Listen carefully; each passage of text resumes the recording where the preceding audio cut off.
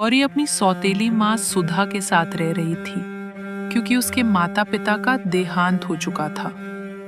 सुधा उसकी सौतेली माँ थी, लेकिन दिल में कोई ममता नहीं रखती थी।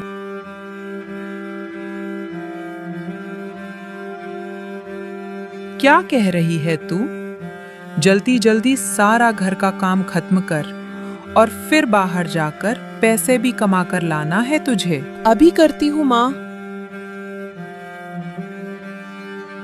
माँ, मैंने सुबह ही कहा था गौरी को कि मुझे पानी ला कर दे, लेकिन अब तक नहीं आई और अब मुझे खुद लेना पड़ रहा है।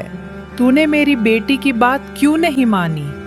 तू जानती है ना, उसकी हर बात मेरे लिए हुक्म है।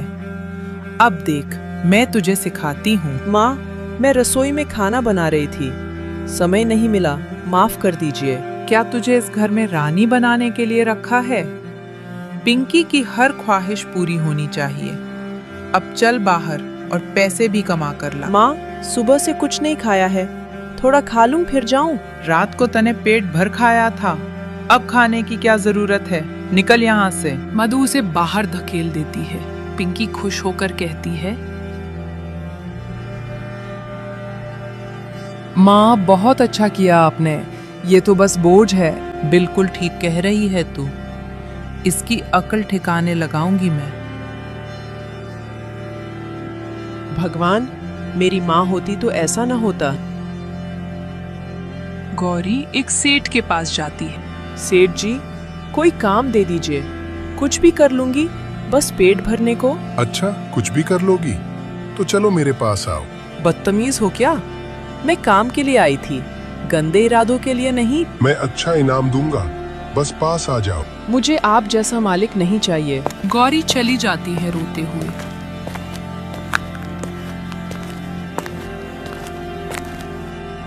और एक किसान से मिलती है।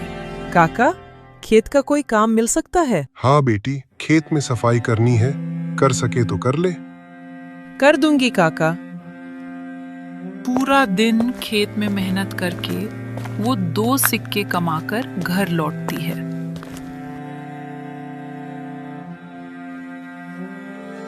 बस 2 सिक्के? निकम्मी कहीं की। सेठ के पास गई थी, लेकिन उसकी नीयत ठीक नहीं थी। बड़ी आई इज्जतदार, खाना भी नहीं मिलेगा तुझे। माँ, भूख से जान जा रही है, कुछ तो दो। अब तुझे सबक सिखाती हूँ। मधु गौरी को बुरी तरह पीटती है। गौरी दुख में तड़पती है। हे भगवान, आखिर मेरे साथ ऐसा क्यों हो रहा है? एक आंसू मोती में बदल जाता है। पिंकी देख लेती है। माँ, माँ, गौरी के आंसू मोती बन गए। क्या बकवास है, सच्ची? चल दिखा। मधु दौड़ती है और मोती देखकर चकित हो जाती है। सच है, इसके आंसू तो मोती बनते हैं। अब तो हम अमीर हो जाएंगे। हम राजसी जीवन जिएंगे ना माँ। मधु मोती लेकर साहूकार के पास जाती है।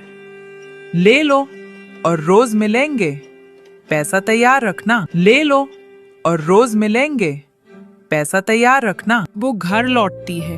माँ, सच में इतने पैसे मिले? हाँ, अब इसे रोज रुलाना है। यही पैसा छापने वाली मशीन है।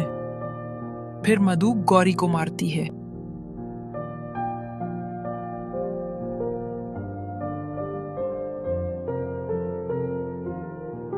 माँ, माफ कर दो, अब और नहीं सह सकती। चुप, जितना रोएगी उतने मोती।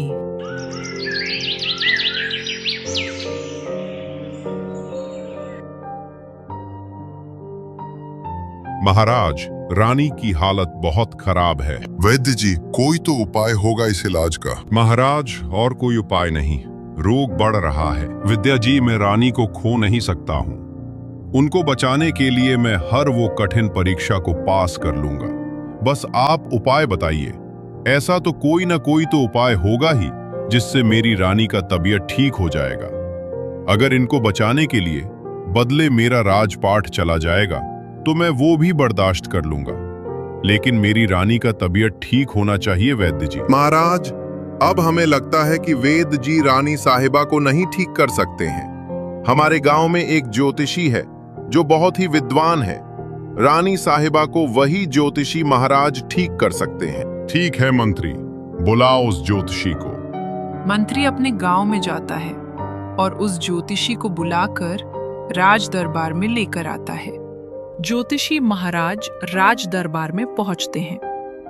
राजा सारी घटना जोशी महाराज को बताते हैं। ज्योतिषी महाराज, मैं बड़ी उम्मीद लेकर आपको यहाँ पर बुलाया हूँ।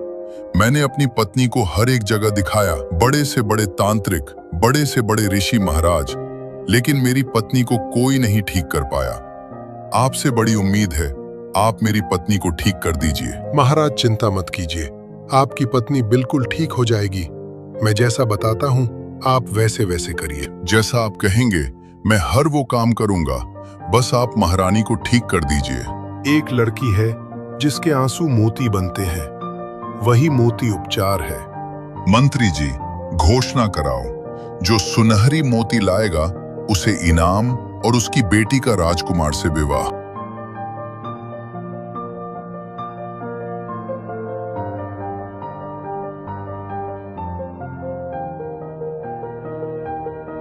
सैनिक गांव में घोषणा करते हैं। गांव वाले सुनो, जो सुनहरी मोती लाएगा उसे राजा साहब इनाम देंगे। मधु ये सुनकर घर लौटती है। अरे ये तो बहुत अच्छी खबर है। महाराज को मोती की जरूरत है। अब मैं गौरी को और रुलाऊंगी, उससे और मोती लूंगी और मैं जाकर वो मोती राजा साहब को दे दूंगी और राजा मेरी बेटी पिंकी को अपनी बहू बनाएंगे। मेरी पिंकी राजकुमारी बनेगी। माँ गौरी से तुम कितनी मोती हासिल कर लोगी? उस बेचारी को तुम कितना रुलाओगी? माँ, ये सही नहीं है। ऊपर वाला सब देख रहा है। मैं किसी को ठेस पहुंचाकर अपना घर नहीं बसाना चाहती हूँ। चुप कर, तू ज्यादा दिमाग मत लगा। उस गौरी के लिए हमदर्दी मत दिखा। पिंकी से इतना कहकर मधु गौरी को ले जाकर एक कमरे में बंद कर देती है। 3 दिन गुजर जाते हैं। गौरी को 3 दिन से मधु ना पानी देती है ना खाना देती है। बेचारी बंद कमरे में भूख से तड़प रही होती। माँ, मेरे साथ ऐसा जुल्म मत करो। आप ये सब मोती के लिए कर रही है ना? माँ, आप चाहे जितना मोती मांगेंगी, मैं मोती देने के लिए तैयार हूँ। बस माँ, आप मुझ पर ऐसा जुल्म मत करिए। कृपया करके माँ, मुझे इस कमरे से बाहर निकालिए। गौरी मधु को मोती दे देती है।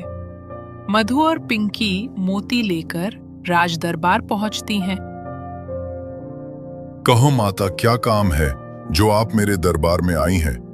मैं इस समय बहुत चिंता में चल रहा हूँ। महारानी की तबीयत बहुत खराब चल रही है, इसलिए मैं आपका कोई मदद नहीं कर सकता हूँ। मैं आपसे क्षमा प्रार्थी हूँ। आपको मेरे दरबार से खाली हाथ जाना पड़ेगा, इसलिए मैं आपसे माफी मांगता हूँ। महाराज, मैं आपसे मदद मांगने नहीं आई हूँ, बल्कि मैं आपकी मदद करने आई हूँ। मैं मटका भर मोती लेकर आई हूँ। क्या माता, आप सत्य कह रही हैं? इस घड़े में सच में मोती है? मंत्री जी, ये धरा ले जाकर ज्योतिषी जी को दो। ज्योतिषी महाराज, आप ये मोती देखिए। क्या ये वही मोती है जिससे महारानी की जान बच जाएगी? हाँ महाराज, ये असली मोती है। इसी मोती से महारानी की जान बचेगी। पर ये बताओ, तुम्हें ये मोती मिला कहाँ से है? ज्योतिषी महाराज, मेरी बेटी में एक अपूर्व शक्ति है। वह जब भी रोती है तो उसके आंसू मोती बनते हैं। यह मोती इसी के आंसू से हैं। नहीं महाराज, ये झूठ बोल रही है। इसकी बेटी में कोई अपूर्व शक्ति नहीं है, बल्कि ये मोती किसी दूसरे के आंसू से निकली हुई मोती है। मैं आपका बहुत बड़ा आभारी हूँ माता। आप ये मोती लाकर हमारे ऊपर बहुत बड़ा एहसान किया है। लेकिन एक बात बताइए, आखिर ये मोती है किसका? आप झूठ क्यों बोल रही है? जानती है ना कि महाराज के सामने झूठ बोलने का नतीजा क्या होता है? मुझे माफ कर दीजिए महाराज। ये मोती के आंसू मेरी सौतेली बेटी की, गौरी की है। मैं हमेशा उसे नफरत करती थी। मैं ये चाहती थी कि मैं उसके आंसू के मोती आपके पास लेकर आऊंगी, तो आप मेरी बेटी पिंकी का विवाह अपने बेटे से कर देंगे महाराज। इसलिए मैं झूठ बोला, आप मुझे माफ कर दीजिए। ठीक है माता, मैं आपको माफ कर रहा हूँ। अगर आपका स्थान पर कोई दूसरा होता तो अब तक मैं उसे कैद खाने में डाल देता, लेकिन आपने मेरी पत्नी की जान बचाई है। भले ही आपने गलत मकसद से, लेकिन कम से कम आप महारानी की हमारी जान बचाई है माता। एक काम करिए, आप मुझे उस लड़की के पास लेकर चलिए जिसके आंसू से मेरी पत्नी ठीक हो गई है। महाराज उस लड़की से मिलने उसके घर जाते हैं और उस लड़की का विवाह अपने बेटे से करवा देते हैं। गौरी अब महारानी बन जाती है। आगे पीछे उसके नौकर लगे रहते हैं। गौरी अब बहुत प्रसन्न रहती है। उसकी बहन पिंकी और माँ मधु को अपनी गलती पर पश्चाताप होता है और उसे अपनी बेटी के रूप में स्वीकार कर लेती है।